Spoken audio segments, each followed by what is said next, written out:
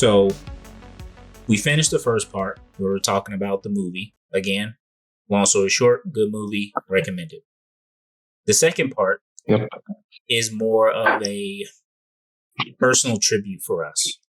If you guys have not heard, if you've not seen, I would imagine this is probably more like if aliens literally landed on Earth, that would not even trump this news. Honestly, to me, no. It technically happened because this is bigger than when you guys remember when the government was like, there are unidentified objects. Yeah, like this is bigger news. This is bigger news, honestly. So, unfortunately, and again, it's still hard to really process, but the legend, the man, the creator of Dragon Ball, and all that we know, Akira Toriyama, unfortunately passed away. I did hear, Venom, you said that you heard that it was a brain tumor. Yeah, apparently they had, I forget what the name of what he died from was, but it was essentially brain bleeding. But a statement came out today, and today is the 13th. Akira Toriyama died on the 1st, but news broke out. No, he died on the 1st. News came out on the 8th. The news came out on the 8th. They waited a week to announce it. Yeah, and they waited until today, the 13th, to announce, of course, it's a fucking 13th, that he had a brain tumor and it was diagnosed last year, which kind of is telling because he accepted the anime award in Japan, the Tokyo Anime Award or whatever, which was like a lifetime. It was like equivalent to like a lifetime achievement kind of award that he got. And he made several statements. I don't know them off the top of my head, but I did see them, and he did make mention about his health. Yeah, and because of the way he used to live as a young man. I don't know what that means. It could be repercussions from being a mangaka. It could be maybe he was, just doing some hard drugs that I just don't know about. I don't know. I don't know what he did. Yeah. I don't know what he means by that. It seems like he was a very private person. They've let it be. That's exactly why the news broke out late. He was just a guy that minded his own business. He didn't really put himself out there like that personally, the way other celebrities do. Yeah, which is. But he didn't even have his own Instagram, which I don't look him up. It's all fan pages. He didn't really have anything really. Like what you got from him is usually like his work. Yeah, that's what you got from him. His work and his brand. Bird Studios. That's the name of his studios. So I know, and I said this when this happened, I did not want this to be like, oh, we're just doing this because we want to, like, I don't know if you guys notice this, but like when new games come out or when something popular happens, people jump on it. They don't care necessarily about the topic. They just want that notoriety. I don't like that. Yeah, you want to be the first to cover something. Yeah. And I said this, and I'm watching you, Bandai Namco. we're watching you. I mean, we are watching them, honestly. Like, because I said that I didn't want this to be monetized. And I don't think anybody does. Let the man rest in peace. Yeah. Because what he did was so legendary. It changed so many of our lives to the point of where we are still anime and manga fans to this day. Because of this guy. Like, we could probably even say manga and anime would not be where it is without him. Especially in the United States. Exactly. Or even Mexico. In the modern day? No, absolutely not. So many countries out there would not have the permeation of the anime and manga mediums, or part of those comic book animation mediums. They wouldn't have that without Dragon Ball Z. Mexico, I mean, it had its anime, but I mean, nobody besides Japan and the US loves Dragon Ball as much as Mexico does. So, like, Mexico showed Jiren versus Goku, the two episode fight, the second one in broad daylight, and like in a giant TV, in like a fucking town square type of deal, like characters in Dragon Ball Z were watching the Cell games. It's insane. So it was like come to life. Yeah. But that just shows how important it is. So what we wanted to do and what I wanted to do was to at least honor his passing. Again, this is not for notoriety. This is because this man touched so many people's lives in so many ways. Like, heck, we wouldn't even have One Piece if it wasn't for this man's inspiration. So definitely not. So we have a lot to be thankful for. So for this segment, and like I said, I didn't tell Venom or Mammoth what this section was, but to honor the man and to keep in line with the theme that we have going. So basically what we're going to do, each and every one of us is going to tell and talk about our favorite Dragon Ball movie. Ooh. That's an interesting one. That's why I said I wasn't going to say anything about it prior. Because, again, I feel like for each and every one of us, there is maybe that one movie that was like, or that one episode, or that one event. Like for me, that one episode of when Goku goes Super Saiyan always stick with me. Oh, yeah. Like, I don't care what other transformations that come out.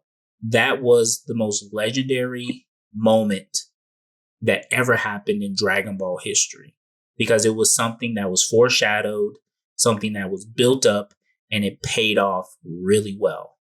I'm not trying to take away from that moment, because I mean it's an awesome moment. The only other transformation to me, as far as I can tell, that's even on that level is just like Ultra Instinct, and that's it.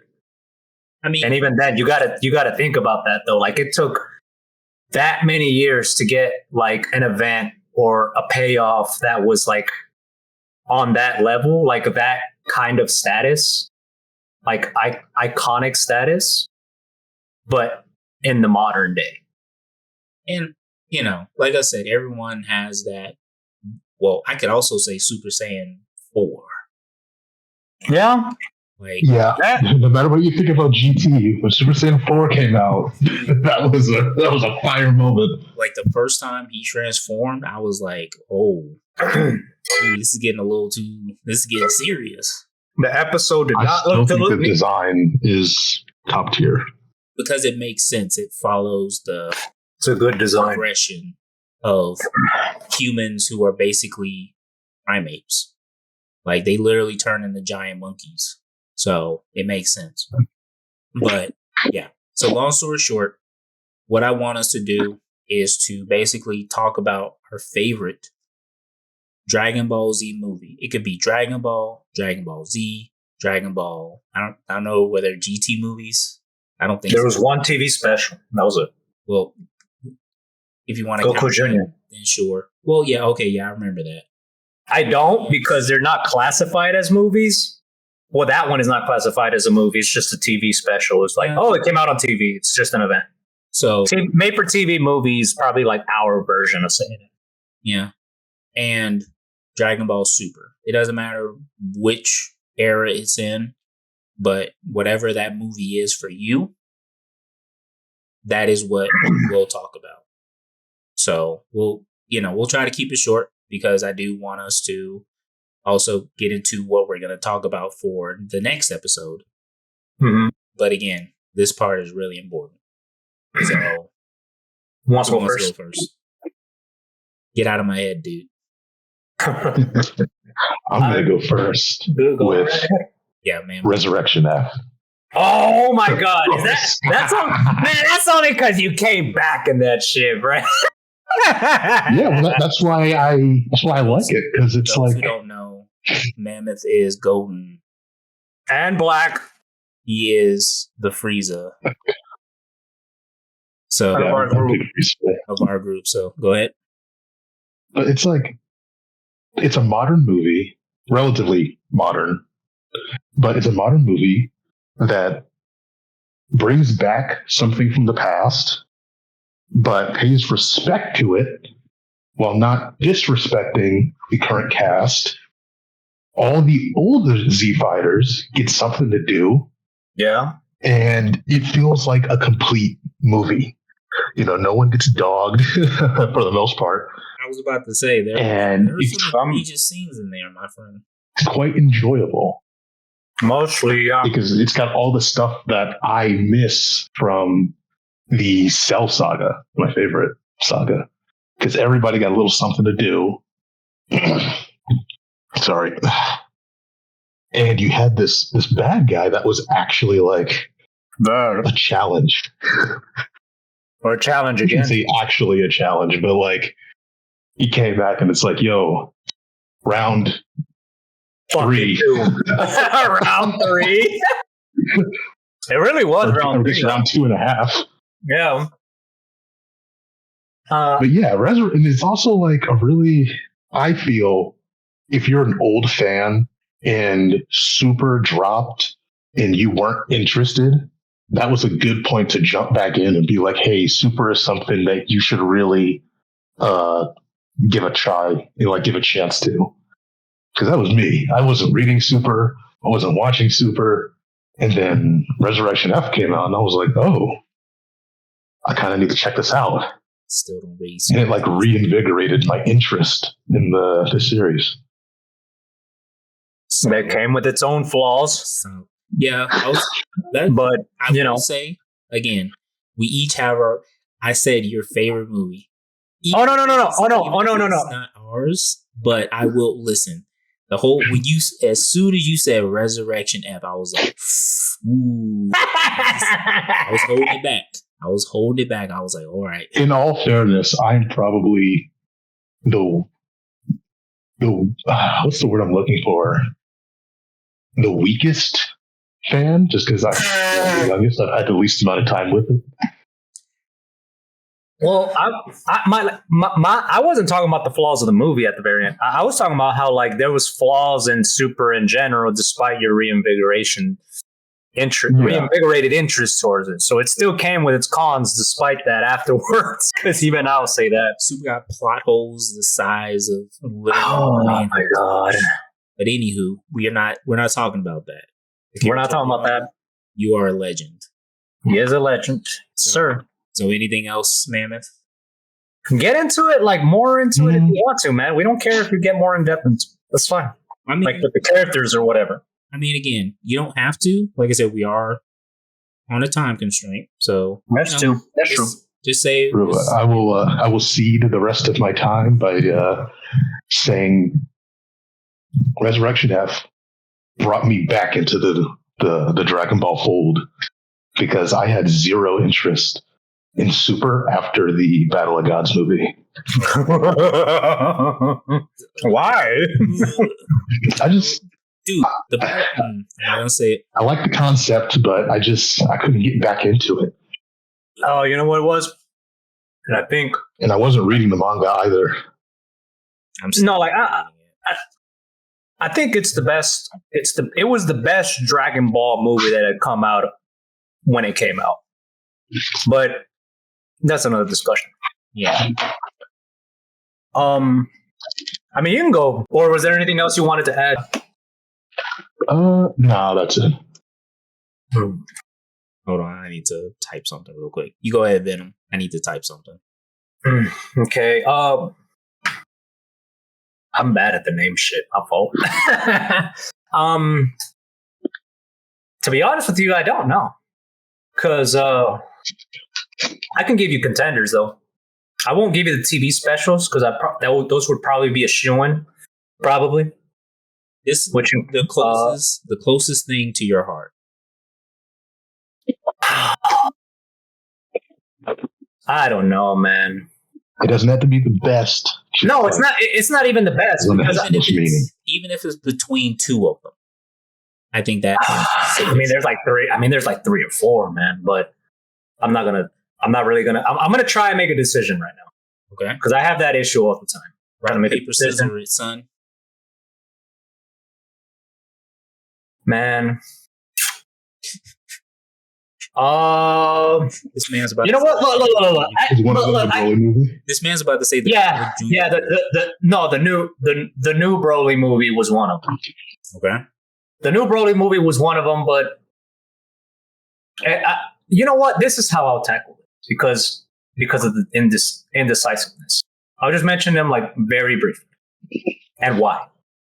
The Broly movie to me, the reason why I would consider it probably my favorite, is because they took a character that I thought was dog shit and they made him a good one. Even though he wasn't a villain. I'm going to keep my mouth shut. Keep going. He wasn't a villain, so he doesn't work as well as a villain as the original Broly does at all. Broly. Because he's just not a villain. Hey, but the character himself, I'm going to keep my mouth shut. He's just a way better character, even if he's not a bad guy. But I'm not surprised in hindsight that Toriyama did that, because if you take a look at the progression of the story, it's similar to Naruto when it comes to like they fight villains, and that you might not get the main villain, but you'll get a side villain or supporting villain, and they're on the team somehow. But at least their progression and their place in the team never felt forced. It kind of just naturally happens. For instance, 18 just happened. And it didn't feel tacked on. It felt like a natural progression given Krillin's decision for her. Small, I just noticed, is Cell the only like main villain that didn't do that? Who would never like came back and was aligned in canon with the Z Fighters or Goku? No. I mean, yeah, he was. He was. In some way, shape, or form. Well, technically, he was the only one. Also, technically, think about it this way: that when it comes to like, okay, Boo, we don't have Kid Boo, we just have the regular Boo.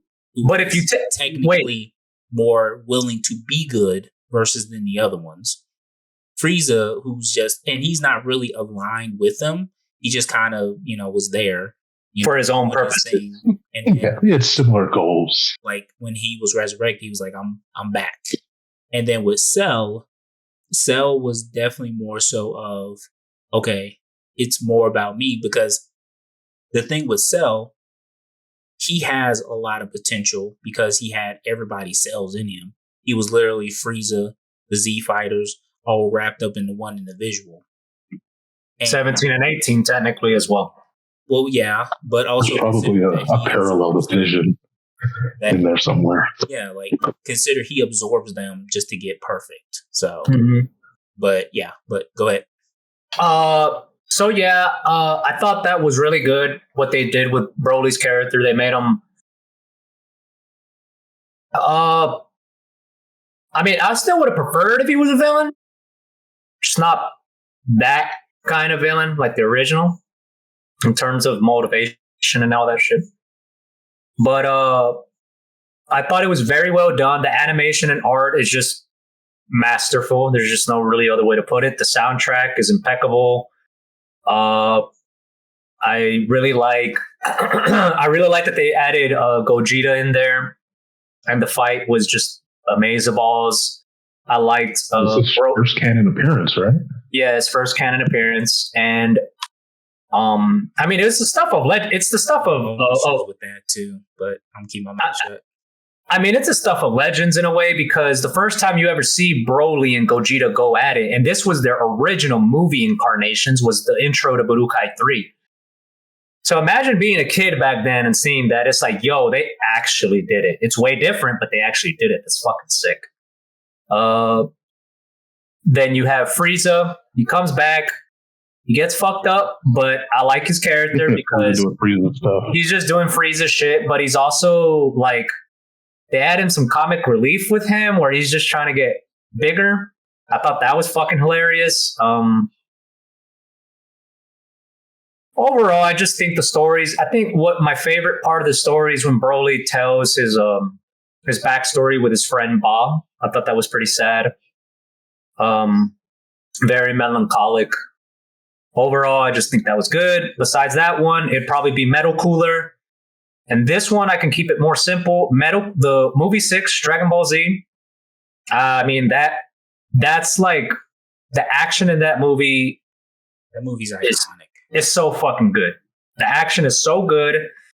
Metal Cooler is one of the coolest characters and coolest designed characters, which, mind you, yeah, no pun intended. Toriyama designed a lot of the movie characters, including Cooler, Broly, and all these people. He designed a lot of shit. And so, yeah, mainly it's the action in that movie. I like the new Namek setting. It's a nice change of pace, nice parallel Frieza, instant transmission fights between Metal Cooler and Goku and Base, and Kaioken. Unfortunately, it has the DBZ movie curse where, oops, he'll come back. He came back. It has the DBZ movie curse of Vegeta making a cool ass entrance, is getting his shit rocked. But it was still nice to see doing Big Bang again. I saw it in Spanish first. I was taping that shit back in like 02, 01 in Mexico. They were airing DBZ movies after GT and the Goku Jr. special ended. So I got to see all these movies that were just mythical to me. So that was really cool. So again, it's the action, the art, animation, classic 90s DBZ stuff. Really good shit. You get to see Piccolo get in on some of the action. Get to see Krillin a little bit in there, even though it's mostly relegated to comedy because it's Krillin. Gohan gets a little bit in there. There's some cool, there's some like, I don't know if I would call it hard sci-fi, but that big Getty Star shit is pretty cool. Not gonna lie. I'm not gonna lie to you. My favorite part in that movie, well, I have two favorite parts.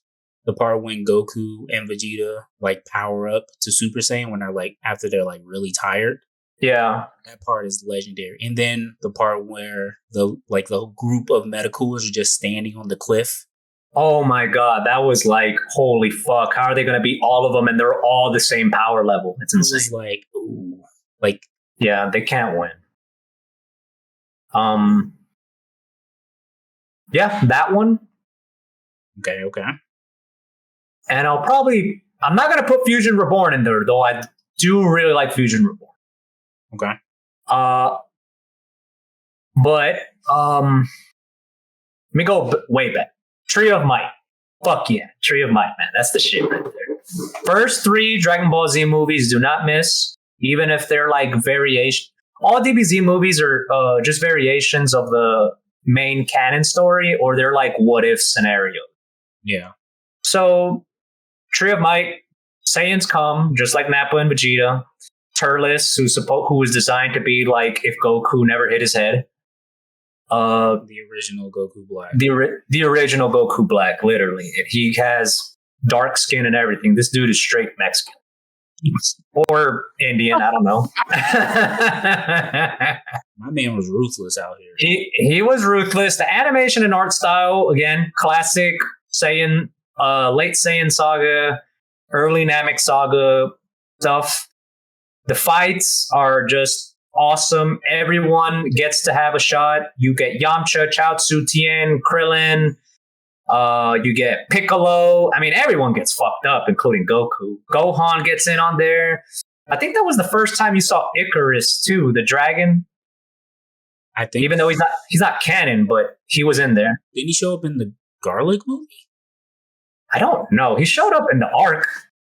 I feel like he showed up in Dead Zone. I honestly don't remember. But I'm gonna rewatch all those. But that's good shit. But I like the concept. Saiyan goes to fucking. I swear this isn't a DBZ thing. This is probably a Japanese mythology thing, or because there's a plot point in it where, of course, Saiyan gets there. He's trying to grow the fruit of. He's trying to grow the tree of might that bears fruit that if you eat it gives you so much power. Technically, it gives you like a times 10 boost or 100 times boost or even 300 times. I can't even remember. I can't remember right now. But essentially, like, Turles in that movie could wipe the floor with anybody in the Namek saga that isn't Frieza. Yeah, or man was busted. or like he was as strong as Frieza, or like up until like the Ginyu arc, nobody was touching Frieza except Vegeta after he got that power up. But before Vegeta gets that power up and gets his ass beat by Raccoon, Turles was stronger than anybody except Frieza. So yeah. But anyway, Goku gets some really good action in there. Gohan turns Great Ape. You can't remember the good old English dub for that is actually pretty damn good from Ocean Dub. Ocean Dub. Really? Yeah, Ocean Dub did 2 versions of it. They actually made an uncut version of that movie. They actually did. And the uncut version is when Piccolo does the his special beam cannon and Turles fucking blocks it just barehanded, and he's like, in the uncut version, he's like, that was hot and spicy. And then he just blasts his ass away. But in the unedited version, he's like, you singed my fingernails. It's so fucking hilarious. Like, no matter which version you're watching, you're getting like you're getting a great villain. Like, he's so awesome to watch. He's fucking awesome. He has so much personality. Goku, good fight shit. And then the last one I'm going to mention is the Super Android 13. No, not Super Android 13. Though that's one of them. BoJack. I'm gonna go with BoJack. Okay. The BoJack movie, because, and that's the last one I'm gonna mention. It's too much indecisive. No. That was 13. That was Super Android 13 with a nut punch. Well, I mean, but, Gohan still kind of finished him in one punch. Oh yeah. That's true. But this is the last one I'm gonna mention. But yeah, you get to see Gohan still be young Gohan, Goku's outfit, Super Saiyan 2, parallel to when he kills Cell Juniors and Cell. Really good shit there. The animation and music and everything, top notch. You get to see some cool matchups. Trunks versus Tien, that's cool. He has like a tournament and everything. Vegeta still ain't fighting because he's still sad about Goku. And cool Piccolo and Vegeta entrance, but it's still the DBZ curse. They get in there, they do something cool for like 5 seconds, and then they get their ass beat. But they still look cool getting their ass beat though. So you get to see Goku in Otherworld. He saves Gohan and shit. It's just nice to see like Gohan getting rocked, and then he's like, all right, fuck this. Like, I gotta get my shit together, and he gets into Super Saiyan 2 and good shit like that. Always cool. Always cool. But yeah, I named 4. I wish I didn't have to, but if I had to go with one, just for the sake of the video, I'm probably gonna go with. I bet I know which one it is, but go ahead. What? You think I'm gonna say Broly? Nah, I'm probably gonna go with No, I know which one. Just go ahead and say it. Tree of Might, probably. Okay, I'm gonna go with Tree. You threw a loop for me. I was gonna say Return of Cooler, but okay. No, but it was there. It was there, and Tree of Might. I think it's also because like it's one of the first things I taped of DBZ, like on VHS. Like that shit was on Cartoon Network in the most egregious editing. Looking back on it, I have ever seen. It's so bad. Right. The editing for the violence in that movie is crazy. But I have some good memories of it, watching it on Cartoon Network, on Toonami. That DBZ had a weird history back then with the different dubs, and it's just a clusterfuck. But it's still a great movie. It's definitely in my top favorites of the franchise, canon or not. And yeah, Turles is fucking awesome. I can't wait to play him in Tenkaichi 4. I wish he was in Fighters. There's no more DLC coming from that game. Oh fuck, man! Don't really? Say that. Don't no more say Fighters that. DLC.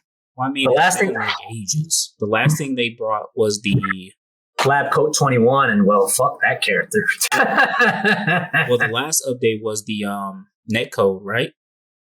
Yeah, which I think needed it more. It needed netcode more, rollback more than it did in character. Honestly, just for the sake of the online experience. But anyway, right now, Sergeant Survival. What's your favorite DBC movie? So is it the one that I think you're gonna say? I'm gonna go the way of what Venom just did. Honorable mentions. I like the majority of Dragon Ball movies. There are some that I do not like. Superhero is one of them. Oh, fuck that movie. We're honoring Toriyama, but damn, he dropped the ball on that. But my top one is always going to be the original Z Broly movie. Really? And we going with that one? It's influential. My reasoning is the opposite of what you said for the Broly movie, the newer one. The reason why Broly went downhill is because they kept resurrecting this man. They would not leave him dead. He was too popular. There were two other movies. One where it wasn't even him. It was like this green blob. He's a clone. It's a clone. But anywho, the reason why I love that movie, because again, the art style, I love that art style. Like the new art style is fine, but I love that. It's kind of like when you compare newer Marvel cartoons to the older ones. It's like it's more in tune with the actual comic book art style. Like also, back then, they still really weren't doing too much digital art. They were mostly drawing it on paper. Nowadays, they do technically do it and on paper still, but they color it digitally, as far as I can tell. They might do some corrections digitally as well, but you can tell that. Yeah. Like you can see the difference between now and then. Like even if they don't look shiny plastic characters, it has a sheen to them because of the way it was made. Yeah. So I understand. The other thing, and granted, okay, the elephant in the room is that, what was that? Oh, my fault. It was my my thermos. Oh, I was like, somebody beating somebody up. The elephant in the room with that movie is the plot. I will agree, and I've said this before, I do not like the plot. I don't like how they introduced Broly. I don't like how they handled his character. But, and I'm going to say this until I die, that Broly was the best villain. Because this man literally called himself the devil. Yeah, that motherfucker was Concha from fucking Agnipath, man. Like he was literally jumping on top of people. He punted Piccolo like he was a football. This man is huge, dodging 3 people punching at him at high speed. This man he was like, Kakarot, how much do you love your son? Like, that is not something that a regular person just says. That is someone who is a straight up villain says. That line will stick with me for the rest of my life. Granted, again, the way they beat him, punch to the stomach, whatever. Like, I mean, whatever. That was whatever. I mean, they did it with 13, whatever. They do like, there's this template with DBZ movies that people seem to think that is the template for the actual story. And it's like, Goku doesn't just beat niggas with a punch or use the Spirit Bomb and he just beats them. Those are the movies. Yeah. I mean, but also think about it in a way that he also got the energy from other people. He always gets energy from another place, which raises his own power level to a spot where he wasn't able to get there on his own. But it's like, okay, he finishes that way, that's fine. But that man in that movie is so brutal. And I love that part. Because my thing is, I've always loved this about the original Z series. The villains were actually like terrifying. But there are actual villains for the most part. And there are actual stakes. And I've said this before, my displeasure with Super is that there doesn't feel like there are any stakes. Like in the Resurrection F movie, I didn't want to say it, but it's like when Frieza destroys the Earth. Yeah, yes, I agree. Like they did that in GT. Remember? Like What one do you mean? the Yeah. remember if you don't Dragon Balls. if you don't gather them all, then the Earth's destroyed. Which it was technically destroyed. But let's also not forget Karunga. The evil chewing gum managed to do it in 3 seconds. So that's why I was like, when they're like, all these villains now are like so evil, I'm like, you literally had a villain who killed all life on Earth in like 10 seconds, who destroyed the Earth in 3 seconds, went to the other world and started bodying fools there, destroyed other planets on his way to the Supreme Kai's planet. That's anime canon. Like, that man, that is a menace. That is not, oh, I'm just going to terrorize some humans on Earth. No, this man literally killed everyone. And that is what makes it so impactful. That's the reason why I like the older villains, because it felt like there was more of a sense of dread. That's the reason why when you said the Return of Cooler movie, that movie was scary, dude. Yeah, it could be, actually. Like, even the original Cooler movie, when Goku was getting his ass beat by Final Form Cooler. That's my other movie. I was like, about to say. Yeah, that's a good one. Cooler's Revenge, I'm not going to lie. Before Broly showed up, before the Broly movie, Cooler was my favorite. Like, Cooler's boss. When he transformed and like the little thing goes over his mouth. Oh, yeah. the mouthpiece. Yeah, the mouthpiece. The Optimus Prime slide. Yeah, it was like, where'd he get that? Isn't this guy a biological being? Like, but you didn't question it. It was like, this is really cool. And the part, cool. It was cool, no pun intended. And the part when he was like, he transformed, he like lifted up his fingers and like the earth started like, like the earth started lifting up. I was like, ooh. And he was whooping people. He beat Goku's ass. He horribly. And that's the other thing. I'm like, the beatdowns don't feel like beatdowns anymore. Like, no, it's like a case by case basis now. A lot of times, but back then it was like, because remember with the original Dragon Balls, it was like, oh, you can only wish a person back once. Then you have Purunga on the Namek, and it's like, oh, I can do it as many times as I want. So that kind of ruined it. But it was like that limit made it scary. But again, as it kept going along, it was like, bruh, really? But at least with those, if you killed the Namekian, those Dragon Balls would disappear. But now we got Super Supreme Dragon Balls that can restore universes and whatnot. We're at 4 sets now. So it's like, well, what's the point? You can just wait a minute. How many? There won't be another set. You know why? That number's key. It's the 4-star Dragon Ball that's precious to Goku.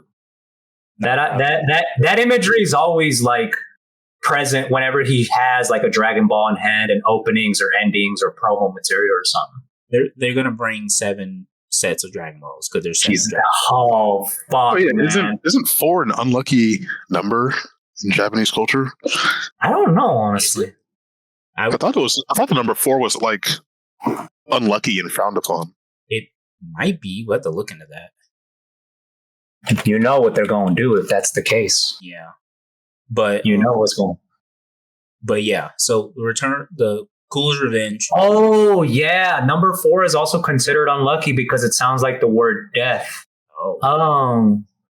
Some hospitals and apartments do not have rooms numbered 4 or 9 because 9 is also an unlucky due to its pronunciation. And some vehicle identification numbers are restricted on Japanese license plates unless someone requests them. Oh, wow. That's crazy. They take that shit serious over there. So, but yeah, the Cooler's Revenge, great movie. I feel like the stakes are really high in that movie. And Cooler's just a great character. Like, even when he returns, like as Metal Cooler, he is a force to be reckoned with. That's my favorite version of the character. Now, I will bring up one more. And it was a debate between 2. But the one I really love is Fusion Reborn. Hey. I was going to say Wrath of the Dragon. Oh, man. Why did I say that? I should have said that. That's an honorary mention. That's the best one out of all those original 13. But I enjoyed the introduction of Gogeta. Now, earlier you were like the fight between Gogeta and Broly. I've said this before, and again, I'm not degrading anything. Listeners, if you cannot be critical of the people or the things you read and write or the things you consume, then you just consume product. There's no... You're just a consumer at that point. Nothing is perfect. Nothing is perfect. Like, if you think everything that someone creates is good, then that means that you're just a consumer. You're not being critical or having any opinions. It's like what Disney expects of everybody. Just consume product. You'll be fine. But for Fusion Reborn, that movie was like crazy because it felt like a fever dream at some points. Yeah, it did. And because even the introduction of Janemba, I was like, is this really what they're going with? Because they also brought Super Saiyan 3 into it. That was like the best Super Saiyan 3 transformation for the English dub. Because Sean Schemmel was like not fucking around when he did that scream. My man. He went harder than the show. He went harder than the show. It was like, holy fuck. It's like, wow. And the final design of him, bruh. Janemba? Yeah. I was like, yeah, this is a bad look. Fun fact, that was not actually how he was supposed to look. Really? Yeah, his color scheme was actually a little different. There was actually a point where like the parts of him that are purple aren't purple. There was like maybe a tan looking version. There was even a version where like his skin was purple. Like his actual. Oh, yeah, I see it. Wait, the hell? Yeah, not red skin. It was like purple skin with like a light bluish armor. Yeah, like armor pieces. Or blue grayish or some shit like that. Yeah. What is this? Yeah, even some promo material for the movie actually includes that art. But let me sit it in the chat.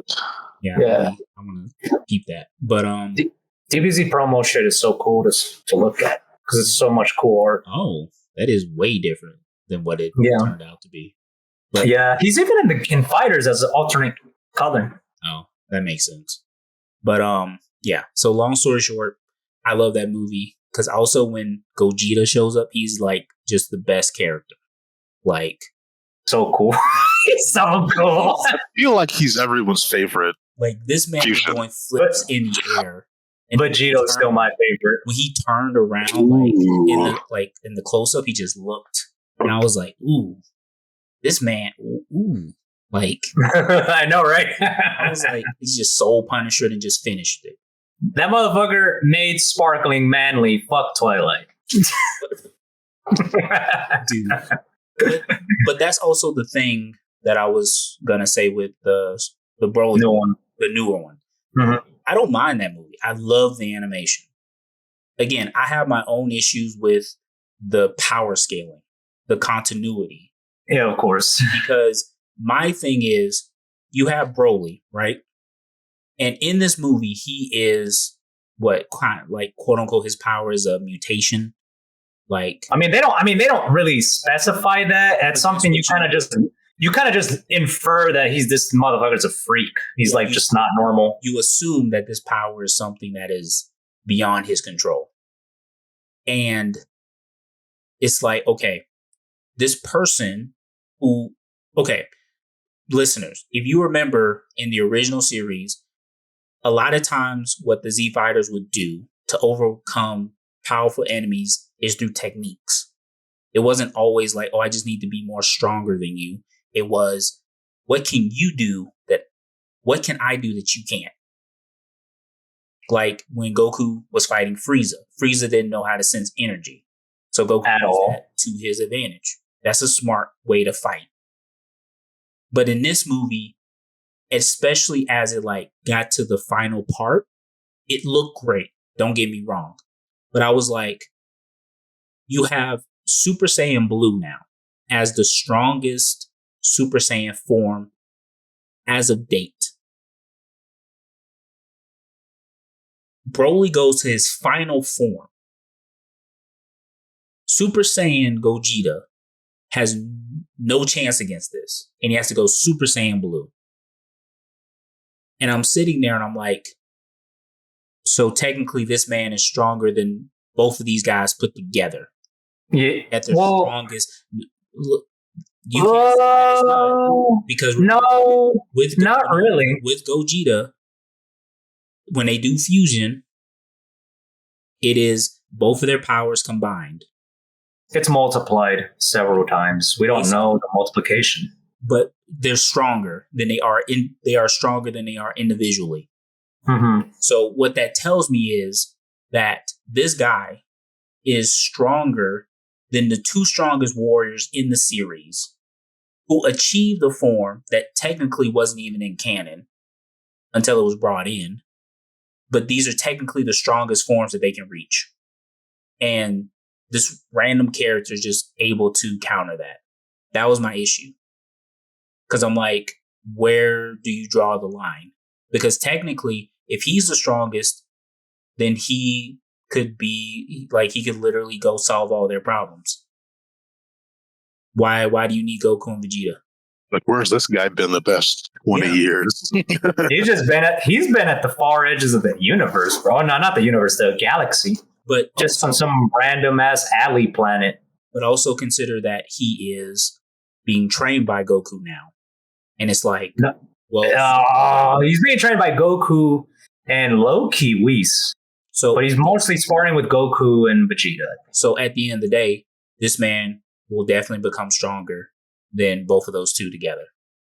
And normally he should, but he's not going to get stronger than them unless they just make it, unless they do like unless they go to an arc where like they're all being used, but it doesn't follow the protocol of who has to be stronger, which would be interesting. It'd be kind of like a callback to Cell as well. Cell and Boo. Well, not even that, because remember, I said originally it was technique over power. In Super, it's been power over technique. Literally, like, example, the Saiyans from Universe 6, Kale, Caulifla, and Kappa. And Kappa. Kappa. Let me ask you a question. Why are they so skinny? That's just how they're designed in their evolution as a biological species. They're Saiyans. I know. Want to see a string being like, imagine Goku looked. They should have been lifting weights. Like, they are a warrior race. You're not going to sit there and tell me that is ideal. They are, but not also, like the Saiyans were. No. Also, do not forget that Kale transforms into a legendary Super Saiyan and gets big and bulky for no reason. They introduced it to the story. And I think that was stupid. I didn't want her to be a female version of Broly. I actually would have preferred if she had the form, but the thinner version. I would have just preferred that, honestly. But at the end of the day, they still did that because her bulky version is just her not in control. But when she gains the second form, it's like she has that power and more, and she's fully under control. And it's like, okay, well, whatever. Long story short, again, I know I kind of went off on a tangent there. I have my grievances with the Broly movie. Great animation. The story is good. All that. That's perfectly fine. My problem is when it gets to a point of where power means nothing. Where it's like you can just throw anything in there and it's like, oh, I'm just stronger than you. Like, even with Ultra Instinct, I was like, okay, this is great. It looks cool. This is one of the greatest forms Goku has ever had. But why? I mean, it was foreshadowed since Resurrection F. That's what we started training them to do. Yeah, but Super Saiyan was foreshadowed ever since Vegeta was a character. I mean, not really. It was introduced. Super Saiyan wasn't introduced until Namek when Vegeta even mentions it. And even then, it wasn't even, we don't know if it was going to be a transformation or anything. It's just but that was stuff of legends. But that was the point. It was like the pinnacle of Saiyans. So if that was not the pinnacle of Saiyans and Super Saiyan God was the pinnacle of Saiyans, and it just kept going. They should have said that in the first series. Then we could even reach the power of the gods. But they don't know that because the Super Saiyan God form predates even the original Super Saiyan form. That shit is so mythical, barely anyone even knows about it. Only certain people throughout Universe 7 even knew. Yeah, that's a good point. They had no wish to find out. Yeah. How to do it. Yeah, they had no frame of reference of what the fuck that was. But the only person that even knew about it was Beerus, and even then, he didn't even know what the fuck that was because he was like, "Yo, that's a dream." I don't know what. Well, that's another problem I had with it was again, you're just gonna randomly. Again, the point is, it was just introduced randomly because of an introduction of a new character that was supposedly there the whole time. My thing is, if these characters have such a massive role in the universe, then they should play that role or at least be mentioned in the very beginning. Because remember, the first time you interact with Otherworld is with King Kai. So it wasn't like, they were introduced to it late. They've been going to Otherworld and meeting other mythical beings the whole time during Z and even Dragon Ball. The real reason, because Toriyama didn't even know about it yet. Exactly. So the thing is, it was like George Lucas with Star Wars, man. It was just it's like that. So yeah, he just wrote it. So again, it's for me, it's hard to be okay, I'm just going to accept this as just plain fact. It doesn't diminish all that he's done before. But again, that's just in the back of my mind. I can't just accept that. I just can't be oh, you get this power by having Saiyans form a circle around you. And you just become, because what that means is anyone can do it. Oh, no. Not everyone can do it. They require righteous and pure hearts. Okay. Everyone in that circle. My heart is pure. Pure evil. Dude, let me ask you this question. Yeah. So they had everyone in that circle, right? What would the problem be if Goku moved out of the circle, grabbed everyone else's hands, and someone else jumped in the middle? I mean, clearly nobody else wants it. That doesn't mean nobody else is going to get it. Anybody else could have, in theory, done it. Yeah. Yeah, more than likely, yeah. But even Vegeta, it seems like Vegeta couldn't even get that form. I mean, it's they didn't say anything about them trying. Wait a minute. They didn't say anything about him trying to, but I know in the movie, he was like, next time, I'm gonna be the Super Saiyan God, all right? So it was implied that they were gonna do the fucking hand holding shit, right? Yeah. But it's implied also in Resurrection F that it just happens at some point. It's just off screen. But in the show, even worse. I mean, I don't really care. I don't need to see that shit again. I mean, if you did it off screen, you did it off screen. But then there's the show, which opens up all different can of worms. Things, a different can of worms, because the show, Vegeta is training with Whis on a 6-month head start from Goku. And then once Goku gets in there, Goku already has God form, right? And Vegeta is in a realm where it's just all God key.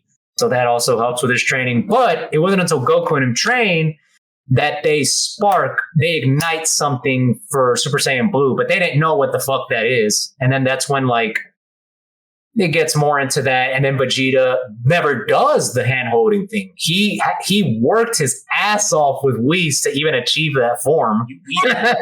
We don't know where he got it from. In the anime, you do. He trained. Okay. He trained with Whis and Goku. That is another part. If you are able to just achieve it through training, then what's the point of the ritual? They could have kept training for years and years and years because Saiyans don't age as quickly. They literally go to the other world and keep training. They could train for all of eternity. and eventually reach that form. Well, to be fair, Saiyans weren't like this before. Like, they didn't train. They didn't necessarily train. No, that's just lore. That's just the lore. No, what I'm saying, they never really trained. No, what I'm saying is, if there was a Super Saiyan God of old, then that means Saiyans did train. No. Something to reach that level. Long story short, no. They tangent. We are. Long story short, the power levels don't matter. They're crazy right now. They're crazy. All agree on that. Power levels don't matter. Yeah, like I don't like. Gogeta Blue is over here 400 quadrillion times faster than light. Like he gets over. Like I can't even conceive that level of fastness, bro. Like, but then he gets overpowered by this random guy who can't control his powers. Wait a minute. Gogeta was always in control of that fucking fight in the Broly movie. Dude, when he turned Super Saiyan, he had control, and then Broly went his final form and started whooping him. That's why. No. Wait a minute. Why did he go blue? Okay, wait a minute. Gogeta in base was casually just reflecting, but Super Saiyan Broly's blast. Wait a minute. No. He went Super Saiyan. And he was primer.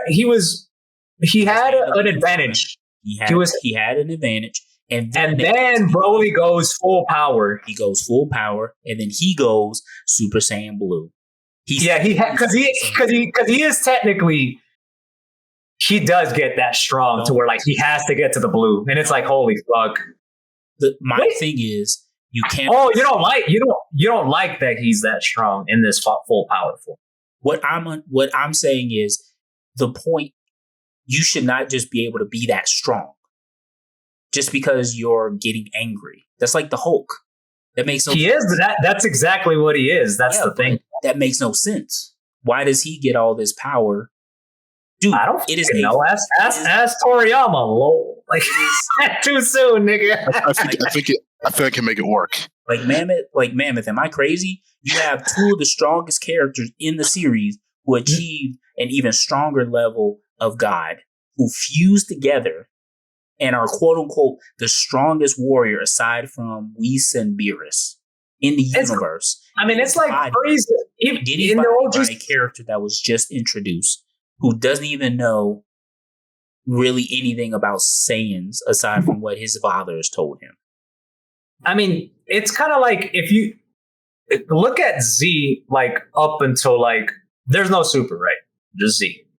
And you have a very, very similar situation. You get all these brand new characters in Z that you've never heard about, and they're so fucking powerful. Like, in that point, like Frieza, that motherfucker never trained a day in his life, and he was that strong. Wait. But with Frieza, he was. But we knew he was out there. Yeah, like nobody was like, because even King Kai told him, "Don't mess with him. Don't mess with him." He was hiring Saiyans, using them to conquer other planets. So we knew about him. We just didn't know how strong he was. Oh my god! I just realized Super Broly is like red in the Johto Pokemon games, where after you beat the Elite Four, there's just this guy in the mountains who's the strongest NPC in the game. Yeah, just chilling. The entire game just chilling. But you wouldn't know that. But nobody's saying anything about it. But I mean, there's ways you can excuse it though. Like there really is, and this is how you can say it. There's no. It's excuse. Wait a minute. Every single no, because every single strong character was not originally strong. They made their way up to that. Frieza is an exception because he was off in a far off universe and his race is unknown, so we don't know how strong they are. Just like Namekians, some Namekians are strong, some are weak. That is true. Was a outlier. Now, when we Cell was artificially created, and he had cells of everybody who was strong, and he kept getting stronger by doing something specific.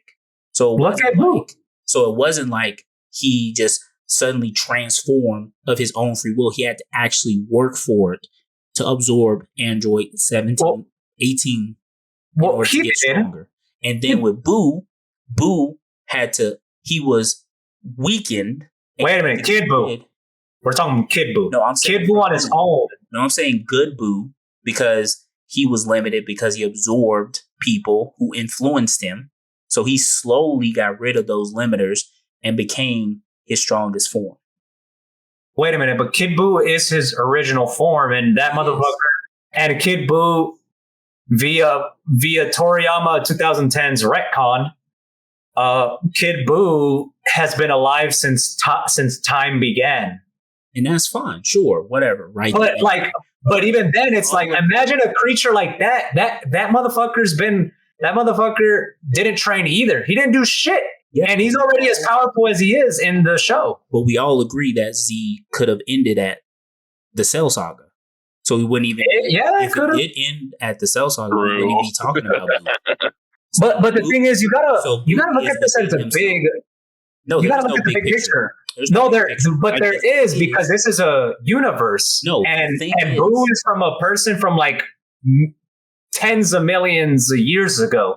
Who the fuck is thinking about him? No, the point of the matter is characters who are increasingly made stronger by doing certain things makes more sense than a character who's just, I'm just stronger. I absorbed a good guy and now I'm weaker.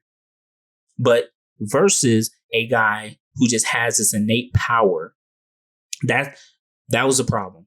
The same thing they do with Gohan, the hidden potential.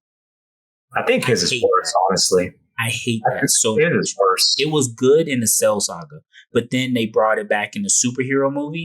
It was even fine. It was even fine in the Buu arc. Then. I kinda don't mind it. Only because Gohan hasn't capitalized on it. And it's like, hey, you're the son of a pretty, strong dude. Strong guy. You've been training and fighting since, how old was Gohan? He was 4 years old in Raditz. Yeah, he was 4. Since he was 4, it's like he has potential there, but he doesn't, which is why capitalize. Beat up. Mm-hmm. When he gets beat up in the later, dude, I was still willing to give it to him even in the Tournament of Power because he wasn't training anymore. I hate but I already know he has the potential, so I'm like, dude, just fucking train, dog. So then once he gets the unlock, I'm like, thank God. But I wasn't willing to forgive it anymore. Well, let me also say Let me also say it like this. The fact that Gohan achieved a new form by just doing it is the same thing with Broly. He just gets stronger. There's no actual explanation for it. There's no real progression. It's just, I'm just going to get stronger. But the thing is that the concept is already introduced. We just have our issues with it. He's just the legendary Super Saiyan in the Super Canon. That's what he is. Well, yeah, but okay. Let's also consider we don't call it that because this isn't Z. We just call it full powered Saiyan Broly or whatever. Again, but in the anime, Vegeta is like, yo, Goku, be careful with that girl Kale because she might be the legendary Super Saiyan. That he literally says that in the canon. I mean, you can have your issues with it, but it's still there. No, my thing is, don't just introduce characters who just get stronger for no reason.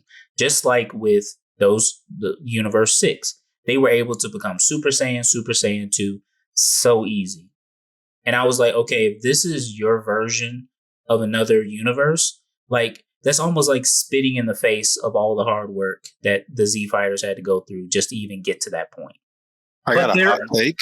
I mean, they're already more powerful than Goku and Vegeta in the Buu arc at the start of Super. So I'm like, who cares? I would. What do you mean? I would argue. It's another universe. Who knows what they fought? And they developed it differently. It's already known. Their potential is stronger than Goku's and Vegeta's. Go ahead, Mammoth.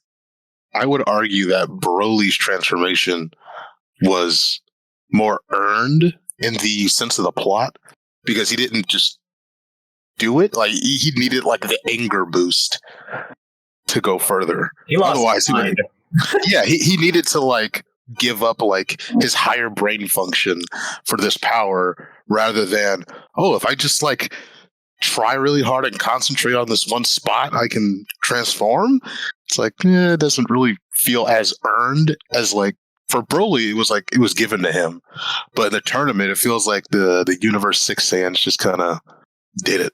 Yeah, they were just giving it, and you cannot tell me otherwise. Because my thing We're is, giving it. you cannot say no. You cannot tell me that it's like you can just show up out of nowhere. New Saiyans just show up out of nowhere, and we're just better. We're just better than you guys. We're just stronger than you guys. But Nappa and Vegeta were stronger than Goku, like so many times. Yeah, because they were going around killing people.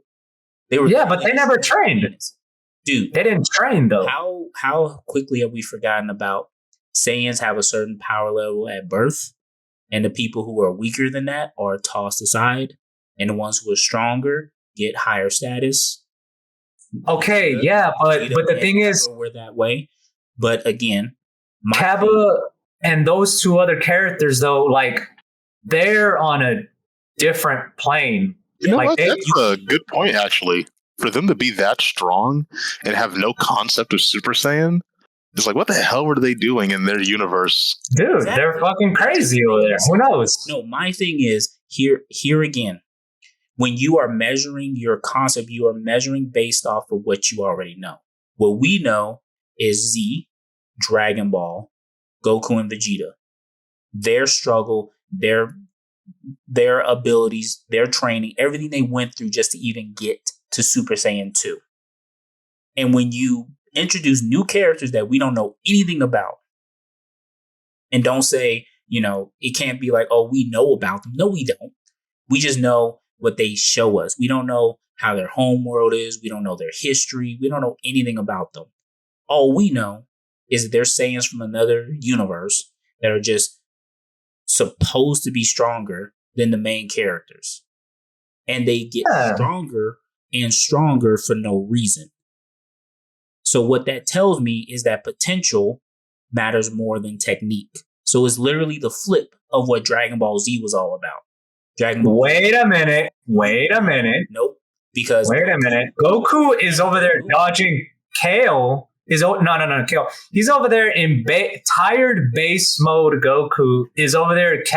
Is actually dodging and doing all this shit that he has to do to fight Super Saiyan Caulifla, and she's way more powerful than him. Okay, but then why? That's one of the instances where like some of that they even make notice of it. Like, hey, like I know I'm weakened and all that shit, but I still am a better fighter than you. Yeah, but they still. My thing is not their technique. Remember, I said power level means nothing. It doesn't matter. Technique means nothing anymore. It's literally about who's the strongest. That's literally all it's about. You cannot tell me otherwise. You can't convince me otherwise. It is all about power level now. Not all the time, man. Majority of the times, it is about power level. It is majority. I mean, yeah, I agree that they don't handle the power always like they should. They don't handle it well at all. Yeah, like they don't. Like definitely a sin of the series is power levels. Yeah. Like at this point, but you know what? You know who's responsible for that though? Toei. They did that shit. I mean, because they did that shit, but at the end of the day, they still had to live with that decision. They still could have changed it up. They literally put GT in the back of our minds, so they could have done the same thing and started over. They could have done that. My thing is when you establish something and you keep rolling with it, because again, we cannot explain away the whole Beast Gohan and Orange Piccolo. Now it's like, oh, now Gohan is literally like the Sakura example, where it's like she didn't work hard to get on the level of Naruto and Sasuke. That's probably the biggest sin since Dragon Ball's come back. Yeah, but it's a progression. It wasn't used to work hard. He just fell off. And it's like, but again, the thing is, this has just been building up. It wasn't like Gohan was the first. It was, we slowly did it. We slowly gave people power-ups to quote unquote keep up with everybody or make it more interesting. Like, oh, you know what would be cool if the new Saiyans could go Super Saiyan. You know what would be even cooler if they go Super Saiyan 2. You know what would be even cooler if they did Patara fusion. You know what would be, and it was cool though. So it was cool though. So you agree with me? Like that's literally what they did. They were throwing in anything and everything. I mean, like at a certain point though, like I expect a lot of this shit, like fan service, to be in there because there's no reason it shouldn't be. Like, well, but that's other universe Saiyans fusing. Yeah, fuck yeah, throw it in. Yeah, but here's the thing. Here's my question: should fan service trump continuity? Should fan service trump? Literally, should fan service trump common sense? I mean, obviously no. And there's clear instances in the series when Toei was like, "Yo, fuck it," and I was like, "What the fuck are you doing?" So all this, I'm heated. Anywho, you can tell. Because again, I Black Frieza though. Black Frieza. I love Dragon Ball. Dragon Ball is like my favorite anime. If I had to choose, it is one of my top 3. So it was disappointing seeing these decisions that were made. And it's like, but why? Because again, people can accept it, sure, whatever. You like what you like. But you also have to consider that every decision you make will either affect you positively or negatively. For me, it affected me in a way where I don't read Super. I don't watch Super because I'm like, I don't understand. I don't get where this is coming from. You're just throwing things out there, seeing what's cool, making references to older stuff. Like you brought back like Kaioken with Super Saiyan Blue. I mean, they should have. I don't know what Toriyama was thinking, but that should have been a thing already. So whatever. Kaioken, the technique Goku first used, and no. I mean, I don't see the issue, but to be fair, Toei should have never made it Kaioken times 10. No. It should have just been Kaioken if they were ever going to do that. It should not have been Kaioken at all. Kaioken is awesome. It's not needed. But it was always but it was always a boost, like an extra boost if they wanted it. Yeah, but they never used it before. No, I know, but to me that never just made sense to me. It's like nostalgia sells. Exactly. I mean, nostalgia does sell, but it's just something that I think Toriyama should have been doing in the original series. Like, I don't understand why when Super Saiyan 2 wasn't a thing, like, why wasn't Super Saiyan Kaioken a thing? It should have been built upon.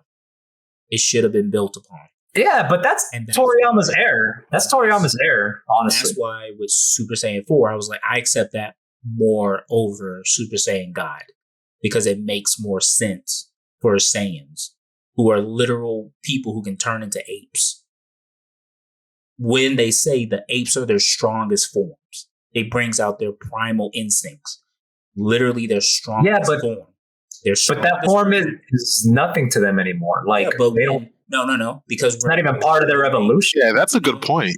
If they had their tails, their ape form should be stronger than anything else they could do. Yeah. But they're not though. Remember in GT when baby Vegeta went great ape. He was a golden great ape because of the level that Vegeta was. He was a golden great ape. He was stronger than a regular great ape. He was like a Super Saiyan 2 great ape. So I want to God great ape. So there are changes that occur as they get stronger.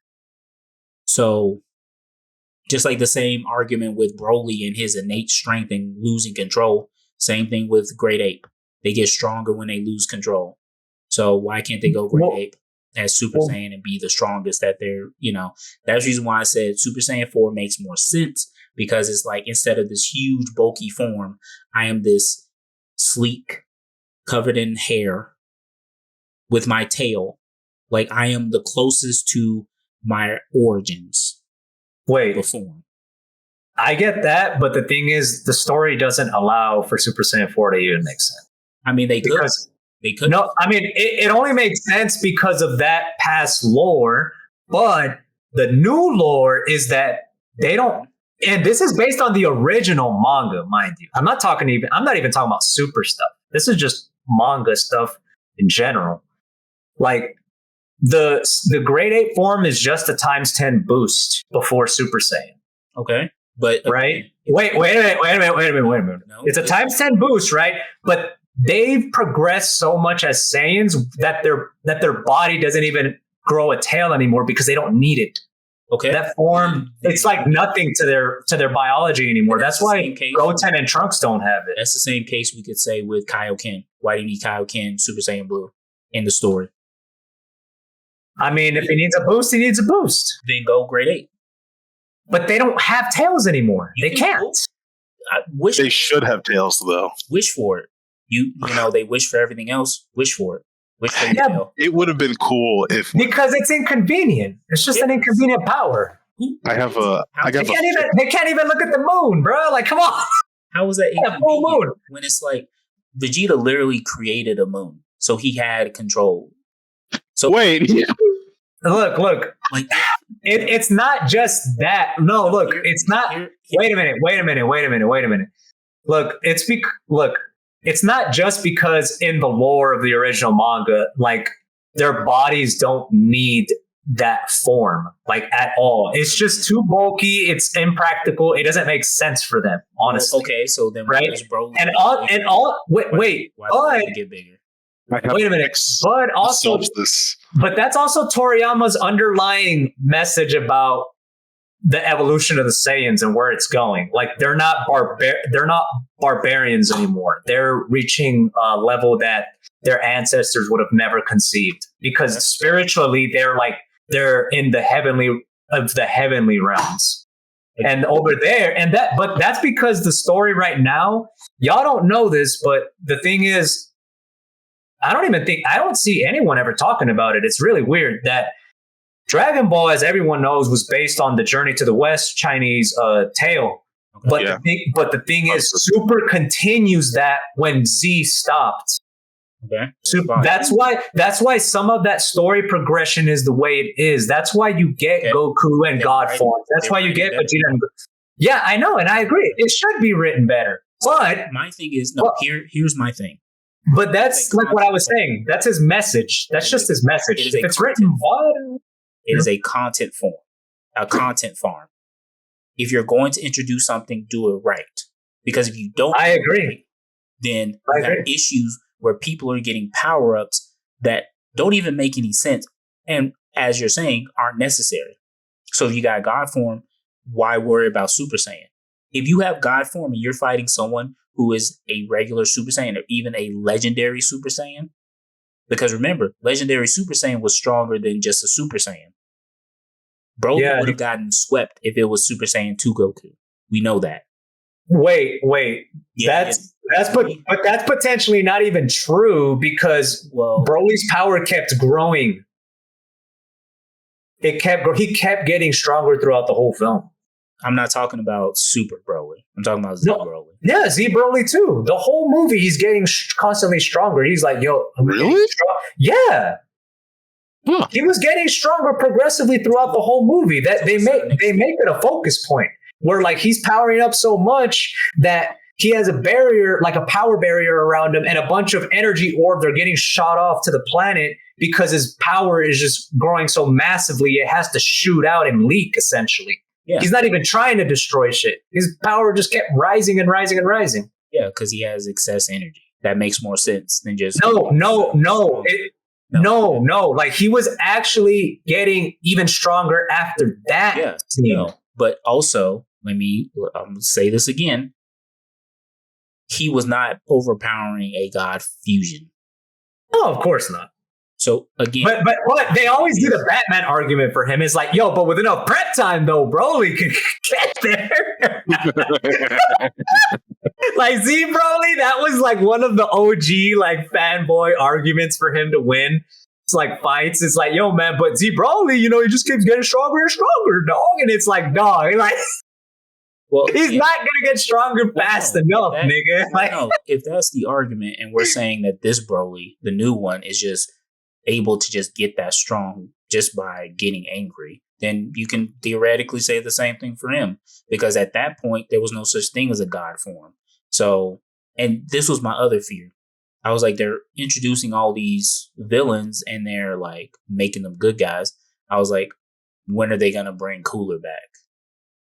That's what I'm waiting for. No, I do not care. Make Cooler canon. Here's my problem. If they bring Cooler back and he turns into a good guy. Oh, fuck. You didn't think about that. No! You didn't think about that. Wait. Yo, Toriyama's gone. It's not going to happen, dog. No, that's the problem. He's gone now, so there's no oversight. No, but his son is the head dude. Money talks, my friend. Money talks. He's already apparently been involved in the series. I mean, I don't know how much his output has been, but he has been involved. And Toyotaro is also technically involved. But that's basically my point is I love this series so much, but again, I have my issues with it. You really hate that power creep. Yeah. Like, I mean, at this point, I'm just riding with it, man, but it is bad. Like, that's the same thing. Just consuming it. I don't want to just consume like, it. I want it written and told. No, and I say it's bad just because they got too strong too quick. Literally same thing I said with Broly. Yeah, like too strong, too quick. No, but with the same thing. Because even Jiren, sure, he was strong from the beginning, sure, whatever. He's like the big bad final boss, whatever. Oh, he is the Saiyans, I'm like, okay, you guys are just kind of thrown into this. We don't know nothing about you, but okay, here you go. You can have Super Saiyan. Oh, here you go. You have Super Saiyan 2. Oh, here you go. You want Legendary? Here you go. Like, and given that Patara fusion isn't going against the story or anything, that's anyone can use Patara. Sure, whatever. Yeah, anyone can use Patara. But that does not erase all the other sins. And the sins keep getting committed along with Beast Gohan. Well, yeah, Beast Gohan, I think, is the most egregious one. And now he's apparently up there with everyone else. I really don't know because it's just a sparring match. They're not taking it seriously at all. All Goku says is that, oh, you're impressive. He doesn't even make mention that he's even near him in power. Dude, you know. So I'm like, look, man, I don't care if it's not said yet. Then I'm like, thank God. You know what's going to happen. In Gohan's defense, I think it was just somebody behind the scenes who said, oh, yeah, he's really close in power to these guys. But it hasn't been said at all in the story. Yeah, like the thing is, we got to, despite our issues with the series, we still got to treat it like a regular story. And in the manga so far, like, nobody knows how powerful Goku and Vegeta are except them, Broly, Whis, and fucking Beerus. I mean, even that doesn't matter. Wait a minute. No, wait a minute. Let us not also forget the problem with the wish. And I've said this already. The wish had drawbacks. So you shouldn't be able to make a wish that makes you automatically stronger than other people. I don't care. You shouldn't be able to do that. Instant villains. Any villain could do that. But not everybody knows about the Dragon Balls. Dude, that's like public knowledge. Like, everybody. No, at this point in the story, that's got to be public knowledge. No, like, dude, the universe 7 is so vast, and there's not even that many people in it. Not many people know of the Dragon Balls. It doesn't even matter about those people. But isn't this like 30 years after Frieza was already scouring the universe? Yeah. Yeah, but the Dragon Balls were just like legend shit. Nobody really knew. Let me say this. What if they bring Turtles back? How are they going to make it happen? How are they going to make him strong enough? But like, you're also basing your frame of reference of the characters like of the old. It's like you can't do that. Not even, dude. I'm not the one bringing old stuff back. They are. I know, but you can't gauge their power level like that. I bring Kaioken. I didn't bring them. I thank them, but who brought Master Roshi into a tournament of power? Huh? Thank God. Who brought Tien? Thank God. I didn't bring them. We needed to fill out the roster with somebody. Well, I mean, Yamcha, Tien, and Chaozu got. Hey, man, that's what I'm asking. Who else could have taken their place? They could have gotten Python. The thing is, like, they have characters that they can replace these old characters with. They just choose not to for brand recognition. I hate that shit. And again, what I'm saying is true. They are using old characters in order to lure you in. And it's like, stop, dog. Like, just let the fucking story progress. Like, even if it's just Goku and Vegeta as the main characters, you'll still have more new characters that we can focus on and have adventures with. Like, I'd rather just have that than seeing fucking Krillin again, like, for the umpteenth time, or 18, or any of these other characters that don't even have arcs. Like, I don't care if they're in the story anymore, because they're not supposed to be anymore. But no, we got to keep the old fans in, or else they're just not going to stay. It's like, dude, how many people do you have asking for Goten and Trunks to be the main characters? Again, Goten and Trunks, make it happen. I'm going to say this, and this is my final thought with this whole thing, because I had a thought of when Akira Toriyama passed away. I was like, I pray they don't milk this. I pray that they honor the series as they honored him. As in, let it end peacefully. At some point. Don't drag this out. Don't just do it for the money. Honor the man. If you have stories to tell, don't do like they did to Stan Lee. They're, Marvel is like in the toilet now. Comics and movies. Ever since that man died, they have been using anything and everything to profit from this man's genius and his legacy. And I hate that. So I don't want... And in very bad ways, too. Yeah. And I don't want that for Toriyama. So at the end of the day, we love the series. We have, again, no series is perfect. We have our gripes. Yeah, for real. Yeah, but anyway, again, we just, I mean, and look, man, I have my gripes with it too, man. Like, dude, in fucking Granola arc, like,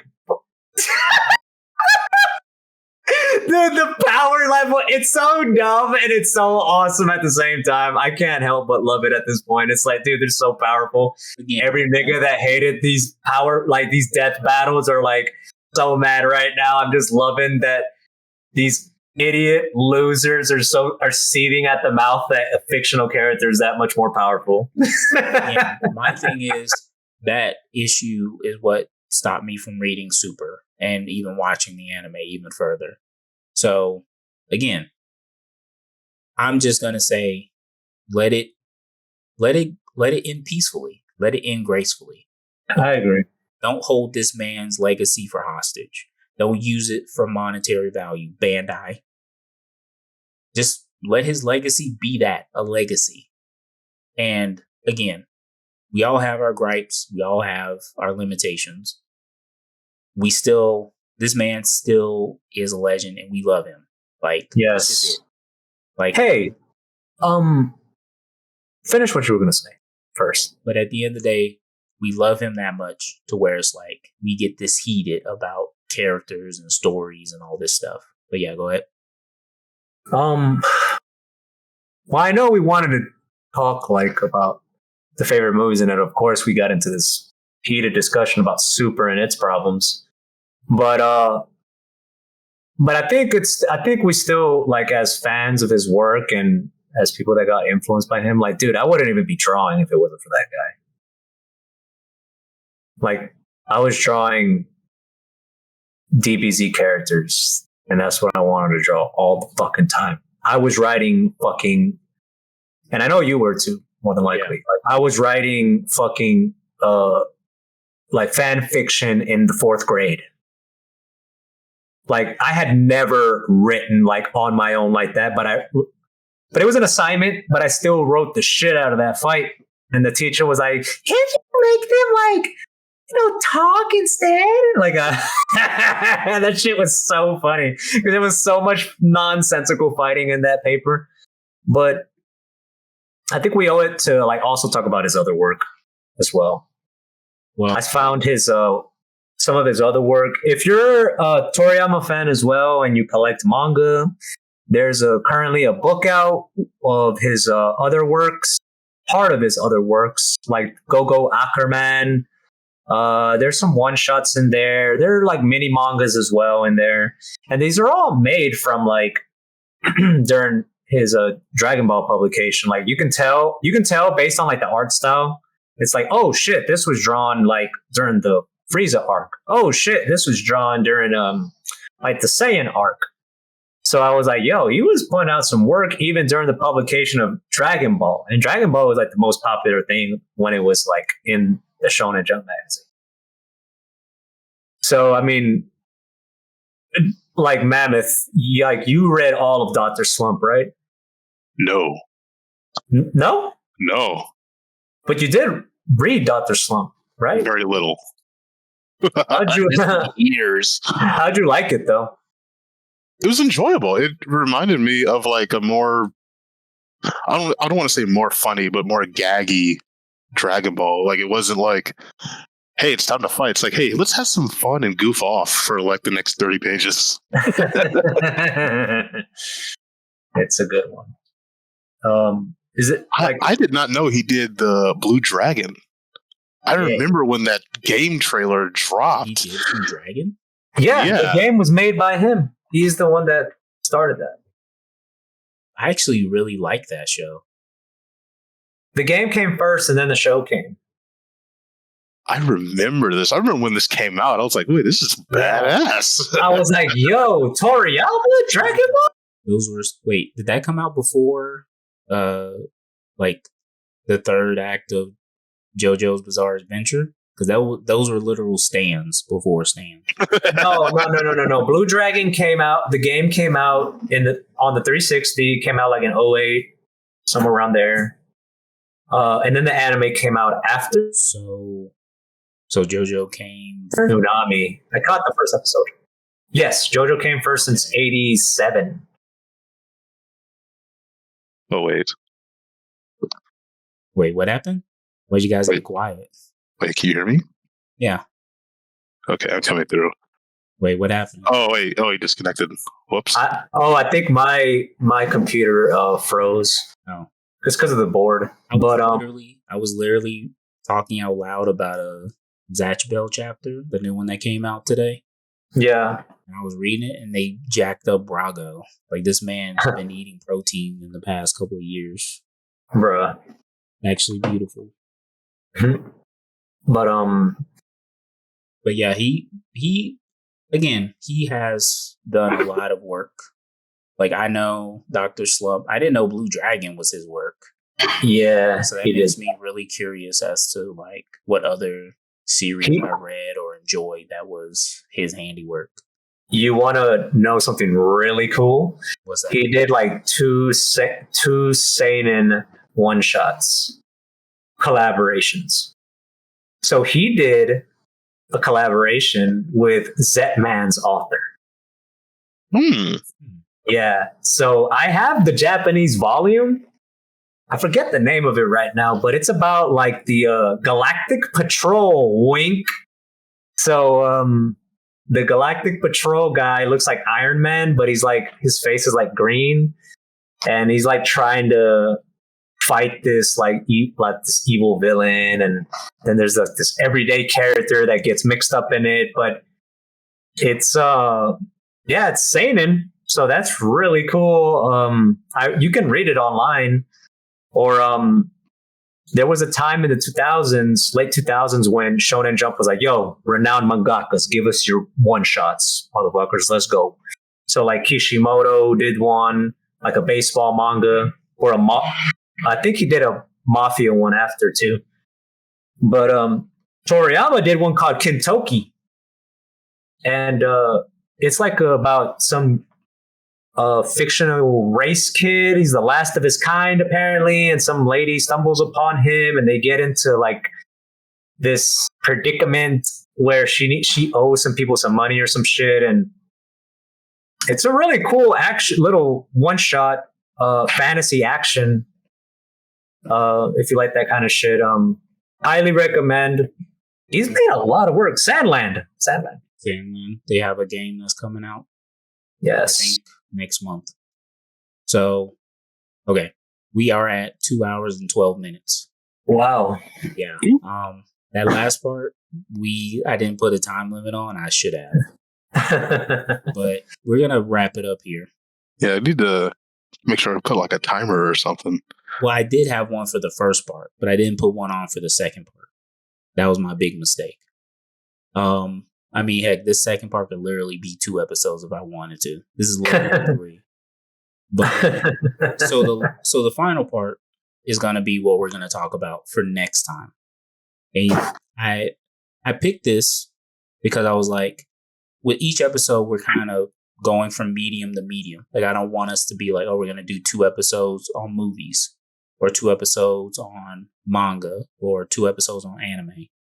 Right. I want us to branch out. So next episode, we're going to talk about YouTube. Oh my God. So what kind of YouTube? Yeah. So here's what we're going to do. So each of us will think and talk about a YouTuber that we like. The catch is that the participant has to have been subscribed to them for longer than 2 years. Each of us will discuss how they found the person and how they changed over time and why we continue to watch them. And they can cover any kind of topic? Any kind of topic. The reason why I chose this was because I saw a video of, the theories guy, Matt Pat. Yes. Like how he's basically retiring from YouTube. Mm-hmm. Yeah. I've noticed this trend as of late that a lot of legacy YouTubers are leaving the platform. They're either, tired. They're just retiring. Yeah, they're tired of it. Like doing this for so many years, the landscape is changing. So it's like, okay, who are the people we still watch to this day? Now, like I said, 2 years. So it can be like, okay, someone who literally just anybody. But my thinking is, as we're also trying to aspire to, entertain and do these things, they can also be lessons for us as to how to conduct ourselves, the things that we can do. Because I don't know if you guys have seen a lot of videos on YouTube lately, but a lot of it's crap. Like, there's a lot. Yeah, there's a lot of saturation, and it's like, and again, we can talk about this in the next episode, but I feel like there are a lot of kids who grew up on YouTube and are like, that's what I want to be, and are fully committed to that bit. And there's nothing wrong with that, but you also have to realize that YouTube is not something that you can just become famous on overnight. It takes a lot of hard work and a lot of time. So, yeah. You know who's at the top of my subscription list for like new uploads? Who's that? D Sigs, the guy who used to do the Black Man Angry at McDonald's. Oh my God. Black Man Angry at KFC. Black Man Loves Pokemon. Bruh. At the top of it, yeah. Oh, he's live. That's why he's at the top. He's live right now. Dang, bro, it's like midnight. But all right, but yeah. So that's too, though. So that's what we're gonna talk about. For next Are we still recording? Yes. No, I haven't closed this out yet. Yeah. All right, let me close it out.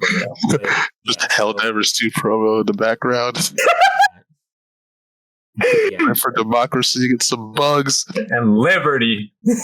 Just so okay, so our next discussion topic is YouTuber that we like and have followed for more than, or subscribed to for more than 2 years. At least 2 years. And they can do any kind of topic and material content. Okay. Basically. And what I want you guys to do is basically, you don't even have to research it, but just discuss why you subscribed to them in the first place, what kept you with them, because I can't tell you the number of channels I've unsubscribed to in the past like year and a half, because like either they fell off. I've noticed myself doing that. I just stop uploading. Yeah. So it's I gotta clean up this list. So it's like, okay, for real. What is it that keeps us around? Because another key point of it is some YouTubers change their content. Like, some people might play one specific game. That game kind of falls out of style, and then, because, okay, here, the last point. I thought about this because I was looking at my subscription list. There's a guy I subscribed to when Phasmophobia first came out. This guy was getting like 50, 100K views a video. Now he doesn't play Phasmophobia. He like plays other quote unquote horror games or talks about them. He gets maybe like 400 views now. Damn, what the fuck? Because he hopped in on the hype. Oh. Again, when you jump in on the hype, there's nothing holding you up but that hype. And when that hype is gone, you're basically screwed. So unless, of course, the audience actually likes you and would like to stick around, even though it was from that initial hype video. So, yeah. But that is it. Sorry, guys, this was a long video. But we love the movie. We also love Akira Toriyama and all his work. That's why we were passionately discussing this. So, Bandai, I'm going to say this, and this is it. Bandai, Namco, we are watching you. Are watching you. Ooh. So, I see you. Oh but faithful listeners, that is it for this episode. Please make sure to like, subscribe, follow us if you're listening to us on the podcast, and share with people that you know and care about. And if you guys don't have any final words, I think that will be it. Nope. I think we have run long enough. No, not really. Just we love Akira Toriyama. We really, really, really, really, really liked Agni Agnipath. That's a fire. Yeah, let's not forget that we also talked about that. We recommend it. Bollywood movie. It's amazing. Go see it. It's on Netflix.